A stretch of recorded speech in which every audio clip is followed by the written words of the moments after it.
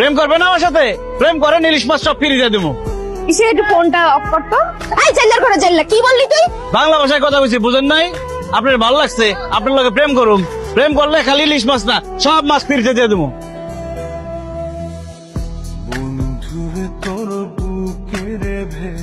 তুই আপনি এই জেলার করে জেলা, তুই কি ভাবছস এই স্যুট কোট পরলেই তুই ভদ্র মানুষ হয়ে যাবি? তোর কত বড় সাহস, তুই আমাকে বিয়ে করতে আমাদের বাড়ি পর্যন্ত চলে আসছস? Sweety, how dare you! তুই মাথা খারাপ হয়ে গেছে? তুই পাঙাশ খান রুতন বাবাজিকে জাইলা কেন বলতেছিস? কারণ বাবা এরা জেলে। তোমার মতো এরকম ছোট লোক বংশের জাইলার কাছে আমার মেয়েকে কখনোই বিয়ে দেবো না। দাঁড়িয়ে আছে কেন? বেরিয়ে যাও, বেরিয়ে যাও বলছি। এই দোকান এখন বন্ধ করো, নাইলে আমি কিন্তু ভাঙা করে ফেলাম। কেন আমার মাছের দোকান ভাঙবি কেন? আমার বিয়ার বয়স হয়ে গেছে, এখন আমার বিয়া করতে হইব। এই মাছের ব্যবসা যতদিন থাকবো এতদিন আমি বিয়াও করতে পারবো না, সংসারও করতে পারবো না। তোর মতো একটা চাল চুলাহীন মাছের ব্যবসায়ীকে আমি জীবনেও বিয়ে করবো না। সুইটি, আমরা মাছের ব্যবসায়ী ঠিক আছে, কিন্তু আমরা চাল চুলাহীন না। এই ঢাকা শহরে আমাদের গাড়ি আছে, বাড়ি আছে, ব্যাংক ব্যালেন্স, টাকা পয়সা সব আছে। বিশ্বাস করো। আমার মেয়ে বিশ্বাস করলেও আমি বিশ্বাস করি না। যারা মাছ বিক্রি করে তাদের ঢাকা শহরে বাড়ি গাড়ি থাকতে পারে, এটা আমি বিশ্বাস করি না। আন্টি, আমরা শুধু মাছ বিক্রি করি না, দেশের 70 থেকে 80টা আড়তের মধ্যে আমাদের সিট আছে। আমরা ঢাকা থেকে বিভিন্ন জায়গায় মাছ সাপ্লাই দিই, এমনকি বিদেশে রপ্তানিও করি।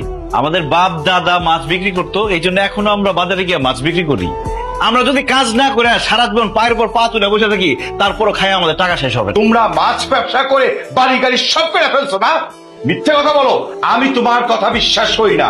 ঠিক আছে আন্টি, আঙ্কেল, আপনারা শুধু একবার আমাদের বাড়িতে চলেন। আমাদের বাড়িতে যাওয়ার পরে যদি আমাদের বাড়ি আপনাদের পছন্দ না হয়, তাহলে সুইটিরে আমার কাছে বিয়ে দিয়েন না। আর আমিও কোনোদিন সুইটির বিয়ের কথা বলবো না। আপনারা প্লিজ একবারের জন্য হইলেও আমাদের বাড়িটা দেখেন। আমার সাথে আপনি এখন বাইরে যাবেন, মহল্লার আশেপাশের লোকজনদের জিজ্ঞেস করবো এই বাড়ি ঘর সবকিছু আপনাদের কিনা। তারা যদি বলে তাহলেই শুধুমাত্র আমি বিশ্বাস করবো। যারে খুশি তারে আপনি জিজ্ঞেস করেন। চল আসেন। আসুন, দেখো এখন তুমি বলো এই গাড়ি বাড়ির মালিককে, ওনার বলো। এটা আবার বলার কি আছে? এই গাড়ি এই বাড়ি তো গো। বাদল ভাই, আমার সাথে যে একজন মেহমান আছে দেখছেন? আমরা যে বাড়িটাতে থাকি আর যে দুইটা গাড়ি ব্যবহার করি, ওগুলোর আসল মালিক কে? কে আবার? তোরা তো খানদানি বড় লোক, এটা আবার জিজ্ঞাসা করার কি আছে? কি এবার বিশ্বাস হয়েছে? কিছুটা হয়েছে, এখনো পুরোপুরি হয় নাই। শুধু টাকা পয়সা গাড়ি বাড়ি থাকলেই হয় না, বংশ মর্যাদা থাকতে হয়। সমাজে মাথা উঁচু করে বেঁচে থাকার জন্য যে পরিচয়টা দরকার সেটা আপনার নাই। আপনারা আপনার বাবার টাকা থাকলেও সম্মান নাই। আপনার বাপ দাদার 14 গোষ্ঠী ছিল জেলে, আপনার যখন সন্তান জন্ম নিবে সেও তো হবে জেলে। কিন্তু আমি চাই না আমার সন্তান জেলে হোক। আশা করি ব্যাপারটা আপনি বুঝতে পেরেছেন। আমি থাকলে সমাজে মাথা উঁচা করে দাঁড়াইতে পারবি না। আমার এখানে থাইকা কি কাম রে? আমি তোর জীবন থেকে চলে যেতেছি।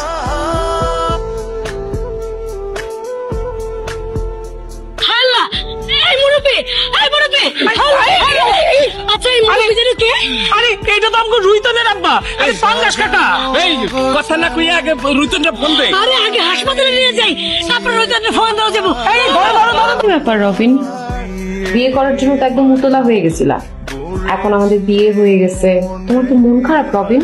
কি ভাবতেছো তুমি? না, তোর আব্বাই খুব অসুস্থ, হাসপাতালে ভর্তি আছে, অবস্থা বেশি ভালো না। খালি রুইতন রুইতন কইরা ডাকতাছে। যদি সম্ভব হয় ভাই, তুই তোর আব্বারে হাসপাতালে এসে দেখা যা।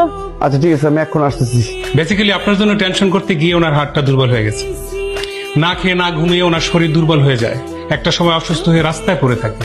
এলাকাবাসী পথচারী হাসপাতালে দিয়ে যায়। যে পরিশ্রম করে সৎ পথে টাকা উপার্জন করে তাদের জন্য আপনাদের কোনো সম্মান আসে না, তাই না? আর আমার আব্বাকে যে জেলে বলে অপমান করছেন, আরে আমরা মাছে ভাতে বাঙালি। এই জাইলারা যদি মাছ না ধরতো তাহলে মজার মজার মাছ আর খাওয়া লাগতো না। শোনেন, কোনো পেশাই ছোট না, প্রত্যেকটা পেশাই সম্মানের। আমরা আসলে সেইভাবে কখনোই চিন্তা ভাবনা করে দেখিনি। আপনি আমাদেরকে মাফ করে দেন প্লিজ। আমার শ্বশুর, আমার জামাই জেলে, আর আমি জেলের বউ, আর আমরা সবাই মাছের মানুষ।